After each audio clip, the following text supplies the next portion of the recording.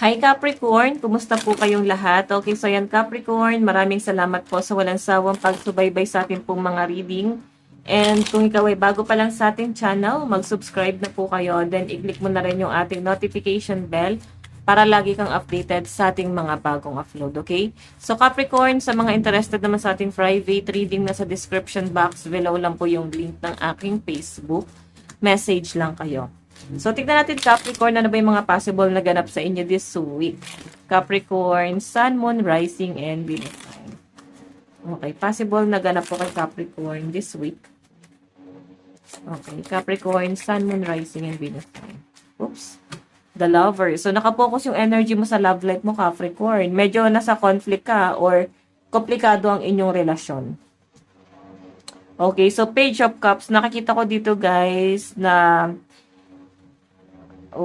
hindi magawang bumitaw dito sa relasyon na to kahit komplikado na tong relasyon na to. Nandun pa rin kasi sa point na mahal pa rin talaga.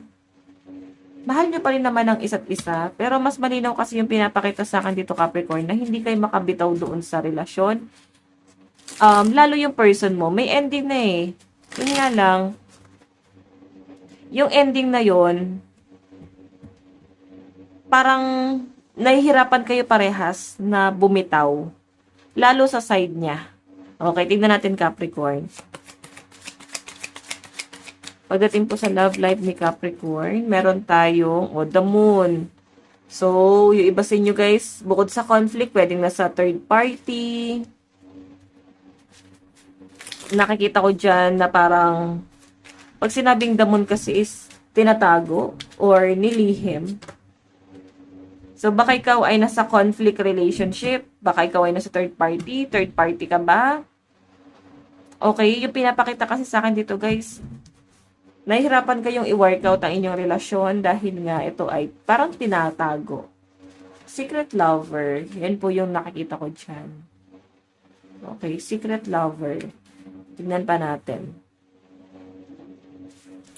Additional message para po kay Capricorn.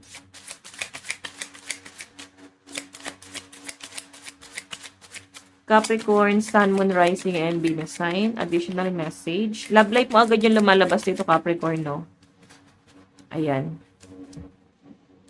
May relocation. So, nagpaplano ata tong person mo, Capricorn, na magbiyahe papunta sa inyo. Parang gusto niyang puntahan ka nitong person mo na to. Parang meron siyang gustong patunayan. Gusto niyang patunayang mahal ka niya. Gusto niyang patunayan kung gaano kalalim yung pagmamahal niya sa inyo. So, yun yung nasa sense ko dito, Capricorn. Ito kasing relationship nyo is Knight of Cups. Tapos,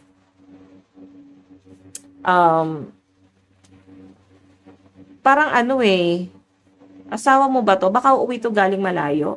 Kung asawa mo to or pwedeng may uuwi galing malayo. Kung nasa third party ka, baka asawa ng person mo uuwi sa malayo o baka asawa mo. Basta kayo nasa conflict, guys, no? Yun po yung pinapakita sa akin dito. Yung parang nasa-channel ko dun sa message, no? Okay. Tignan pa natin. Basta someone na nasa malayo. Partnership, ayan. So, pwedeng matatawag nating partner or nasa situationship ka kasi may ibang nilulook forward yung partner mo. O pwedeng ikaw. Pwedeng parehas kayo, may inaantay. Then, nagkakaintindihan naman kayo sa relasyon nyo eh. Kasi alam nyo kung ano yung conflict nyong dalawa. Tingnan natin ha. Meron tayong death, ending, and new beginning.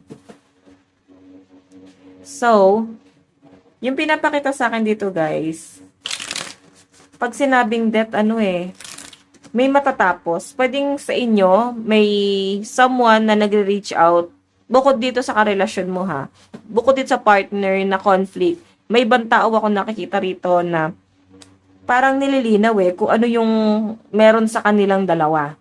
Okay, or pwedeng meron kayong nililinaw kung anong meron sa inyong dalawa, pero parang malinaw na talagang tinatapos na siya.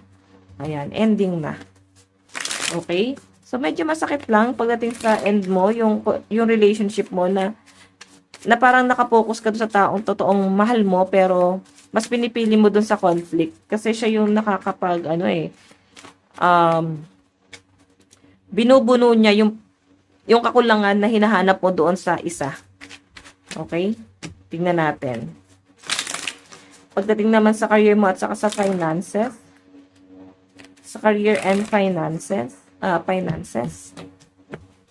tingnan natin.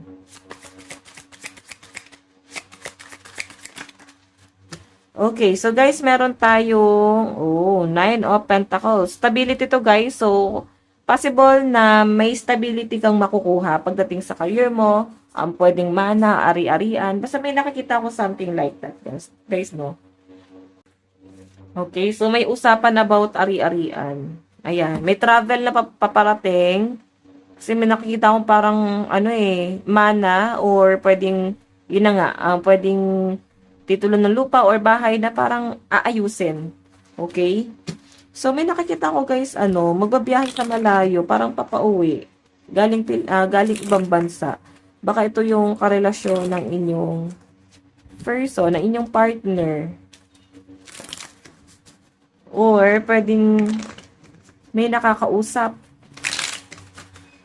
Talaga, yun ang lumalabas. So, by the way, dun sa career mo guys, stability, nakikita ko dyan. So, possible na may paparating. Siguro, mabibigla kasi hindi mo to ina-expect. Meron tayong, di ba, celebration, meron location. So, may travel about celebration. So, pwede ikaw magbabiyahe ka kasi meron kang a-attend na celebration, birthday, kasal. Okay? Baka kasal to, guys. Sa relationship, eh. Tignan pa natin.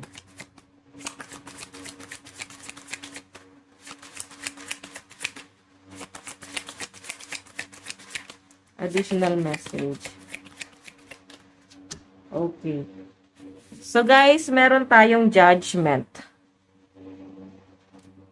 Ayan, judgment. Alam nyo, guys, sa career nyo, pwede may mga taong naiinggit. Capricorn, no? Okay? Or pwedeng may mga taong nanghusga kung ano yung source of income mo ngayon. Pwedeng gina-judge nila. Pwedeng minamaliit ka nila. Kino-question nila. Okay? So, meron kayong gustong simulan, pero parang hindi nyo siya masimulan kasi nga may mga tao nang judge sa inyo. May mga taong parang ang liit ng tingin sa inyo. May mga taong parang masyado nila guys normalize kung ano man yung ginagawa mo sa buhay mo. Though wala ka naman tinatapakang ibang tao, siguro maraming naiinggit kay Capricorn. Tignan pa natin.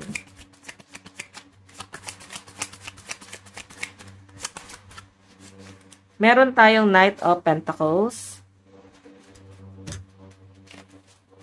So, alam nyo guys, may option daw kayo Capricorn, na mag-change ng career. Pwedeng may opportunity na dumarating sa inyo. Okay? Pwedeng job offer. Pwedeng sila mismo yung mag-offer sa inyo kakilala mo na parang, pwede ka dito. Tutulungan kita, ganyan. Pero, pag-isipan mo mabuti kasi nakikita ko sa inyo, hindi ka pa rin makapag-decide dyan. Medyo mabagal ang mga decision mo pagdating sa inyo career, no? Tignan natin pagdating sa love life mo, love advice. Meron tayong let your friends help you, ask for and accept support for others. Okay, so ayan, no? Hayaan mo na tulungan ka ng mga kaibigan mo pagdating sa pinagdadaanan mo sa love life mo kasi medyo magulo. Halo-halo yung nakikita ko. Basta ikaw, mukhang nasa conflict ka. Additional message, advice. Meron tayong focus on the step in front of you, not the whole staircase. Okay, so Capricorn, ito lang pong inyong reading. Maraming salamat. God bless and love you all. Bye-bye.